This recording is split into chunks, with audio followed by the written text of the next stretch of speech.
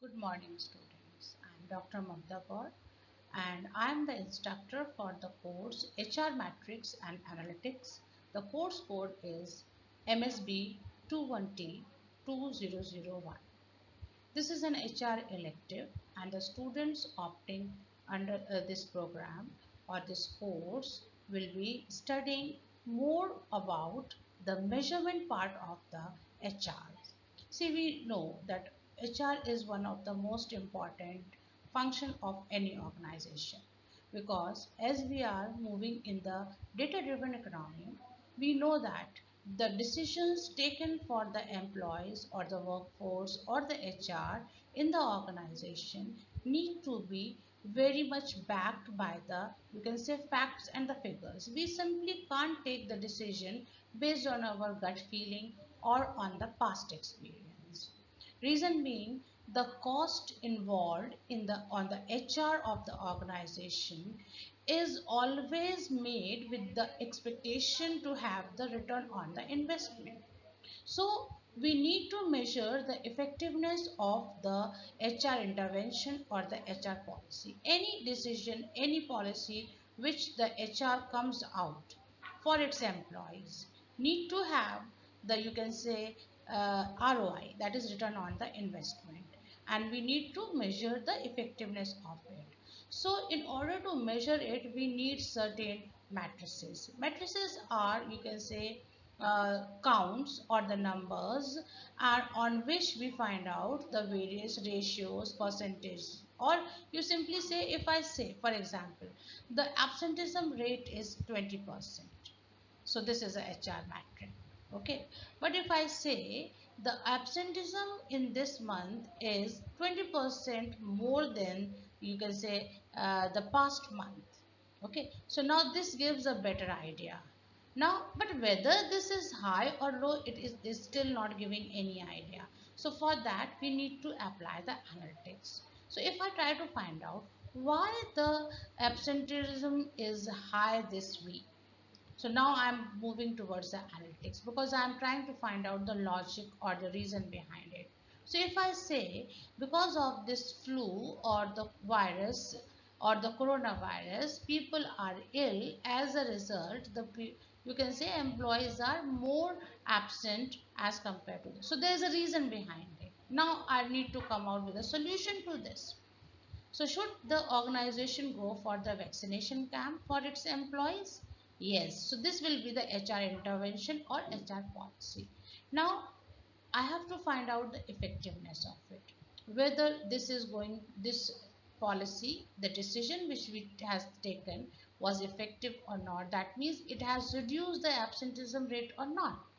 So here comes the analytics part. So you can see how important it is to carry out the HR matrix and analytics on each and every decision which is taken by the, you can say, organization. This course consists of 5 modules. Module 1 contains human resource management function over the years. This topic will be covering introduction to HRM functions, the process of development of HRM functions, the HRM as a process, as a system, as function, and the various controls which enables HRM and the HR analytics. This module will also comprise of HR decision making and related to HR analytics. So we will discuss in this topic challenges which are faced in the HR decision making, the various changing patterns of the HR decision making, predictive modeling of the HR decisions, and HR decision making into cross-functional inputs. Module 2 will consist of Introduction to HR Analytics, in which we will discuss the concept of HR Analytics, process of aligning business to human resources, history of HR Analytics, predictive analytics, importance and benefits of HR Analytics, HR Analytics framework and models. Another topic which we will discuss in the second module is the HR business process and the relation with HR analytics. So here we will be discussing about the concepts, statistics, statistical modeling, various HR research tools and techniques, data analysis, HRIS required for HR decision making, HR matrix, HR scorecard, HR analytics as a tool for decision making. Module 3 will consist of forecasting and measuring HR value propositions with HR analytics. In this topic, we will be discussing concepts of value propositions and HR decisions, sustainability in HR decisions, HR analytics and HR value propositions, HR optimization through HR analytics, HR forecasting, HR plan, and the predictive HR analytics. In module 4, we will talk about HR analytics and the data. Concepts of HR data and quality, data collection tools and techniques, big data concept, then how to transform HR data into HR information, process of data collection, effective HR measurement for data collection, HR reporting, data visualizations using Tableau, root cause analysis, and datafication of the human resources. In module 5, we will talk about the HR analytics and the predictive modeling. This topic consists of basics of HR analytics and predictive modeling, different phases of HR analytics and predictive modeling, examples of predictive analytics, data and information for HR predictive analysis tools and techniques, and practical process of using predictive analysis for the HR decisions. So to begin the topic HR analytics, first we need to understand what is analytics. Analytics can be defined as the interpretation of data patterns that aid decision making and performance improvement. HR analytics is defined as process of measuring the impact of HR metrics such as time to hire, retention rate on business performance. Human resources is a people-oriented function and is so perceived by most of the people. But for those who think that HR teams' contributions are limited to extending offer letters and onboarding new hires, human resource analytics can prove them wrong.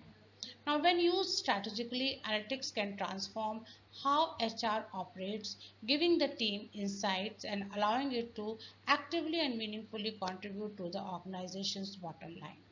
So we can take it that HR analytics is a methodology for creating insights on how investments in human capital assets contribute to the success of the four principal outcomes. First principle, generating revenue. Second principle, minimizing expenses. Third is mitigating risk. And fourth is the execution of the strategic plan. So when applying these strategic plans, we may require certain statistical methods to integrate the HR functions, including financial, operational, etc. Let's try to discuss the HR analytics with a context discussion. Here I would like to bring to you a case of Wipro. How the Wipro has been able to innovate new strategies to cut the cost without pinching the employee's pocket and the job. So unlike other companies, as we all know, Wipro is India's third largest software exporter and is innovative in managing the HR cost. Wipro does not cut salaries, never says no to promotion, never stops giving increments, even though an economic downturn at times put the company in a difficult path. And the company does all this by giving its employees the option to work for less number of days in a week or to avail sabbaticals.